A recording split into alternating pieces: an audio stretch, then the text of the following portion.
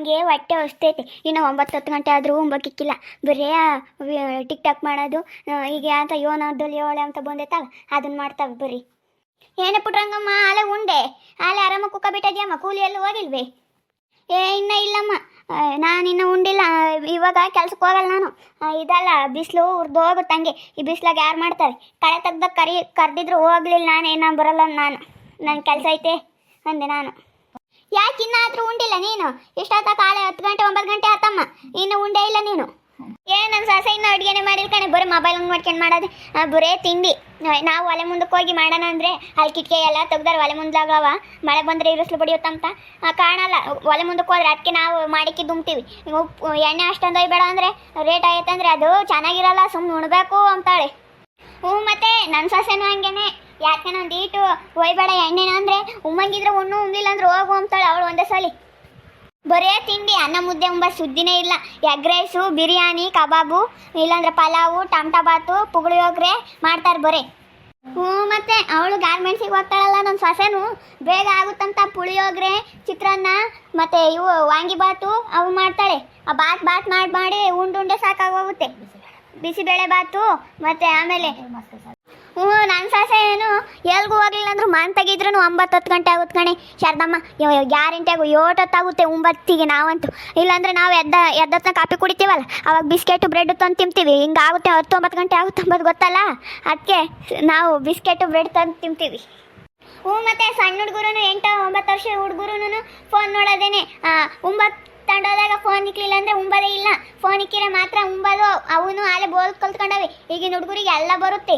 ಮೊದಲು ಇದ್ದವು ಒಳ್ಳೆ ಕಕ್ರ ಬಕ್ರ ನಮ್ಗಿರವು. ಕಣೆ ಈ ನಮ್ಮ ಹುಡುಗರು ಸರಿ ಅಂತಾಯಿ ಇಕ್ಕೊಟ್ರೆ ಉಂಬವು ಯಾತನ ಆಗ್ಲಾಳ. ಈಗಿನ ಹುಡುಗರು ಜರಿತಾವ, ನನಗೆ ಅದು ಬೇಡ, ಅನ್ನ ಸಾಂಬಾರು ಬೇಡ, ಉಳಿಸಪ್ ಬೇಡ, ನನಗೆ ಪಲಾವ್ ಬೇಕು, ಬಾತ್ ಬೇಕು ಅಂತ ಒರೀಶ್ ಅಂತವೆ. ನನಗೆ ಅದು ಉಂಬ ಕಣೆ ಅಂತವೆ. ನಮ್ಮ ಹುಡುಗರಂತೂ ಬಿಡತ್ಲಾಗ ಅವ್ರ ಅಮ್ಮ ಅಕ್ಕಿ ತಿಂಡಿ ಮಾಡ್ತಾಳೆ ಬರೀ, ಅನ್ನ ಸಾರು ಮಾಡೋದೇ ಇಲ್ಲ.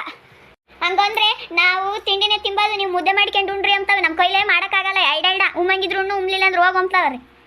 ಆ ಫೋನ್ನಾಗೆ ಟಿಕ್ ಟಾಕ್ ಮಾಡ್ತಾವಂತೆ. ಅದು ಯಾತ್ರದ ಟಿಕ್ ಟಾಕ ಯಾತ ಬರುತ್ತಲ್ಲ ಅದನ್ನ ಮಾಡ್ತಾವೆ. ಈಗ ಯಾವ್ದು ಜೇನ ದನಿಯೋಳೆ ಅಂತ ಬಂದೈತಲ್ಲ ಅದನ್ನ ಮಾಡ್ತಾರೆ.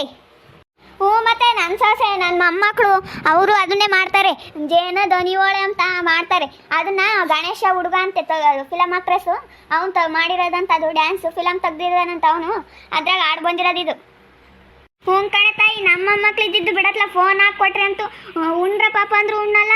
ಆ ಫೋನ್ ನೋಡ್ತಾನೆ ಒಂದು ತುತ್ತಿಕ್ಕೊಂಡವು. ಒಂದು ಅರ್ಧ ಗಂಟೆಗೆ ಒಂದೊಂದು ತುತ್ತಿಕ್ಕೆಂತವೆ. ಉಂಡ್ರ ಒಂದು ಸಾಕಾಗೋಗುತ್ತೆ. ನಮ್ಮ ಹುಡುಗರು ದವಡೆ ಕೈ ಔಸ್ಕೆಂತವೆ. ಉಂಡ್ರೋ ಒಂದು ಸಾಕಾಗೋಗುತ್ತೆ. ಉಣ್ಸ್ಬಾರಜ್ಜಿ ಅಂತ ಕಾಯ್ತವೆ. ನೀವೇನು ಸಣ್ಣ ಹುಡುಗರು ಏನ್ರ ಉಂಡ್ರ ಅಂತ ನಾನು ಸರಿ ಬೈತೀನಿ. ನಿಮ್ಮ ಅಮ್ಮ ಕಲಿಸ್ತಾಳೆ ಇವು ಅಂತ. ನಮ್ಮ ಹುಡುಗರೇನು ಉಣ್ಸ್ಪ ಅಂತ ಕರಿಯಲ್ಲ. ಒಂದು ತುತ್ತಿಕ್ಕೊಂಡವು ಒಂದು ಅರ್ಧ ಗಂಟೆಗೆ ಒಂದೊಂದು ತುತ್ತಿಕ್ಕೆಂತವೆ. ಉಂಡ್ರೋ ಒಂದು ಸಾಕಾಗೋಗುತ್ತೆ.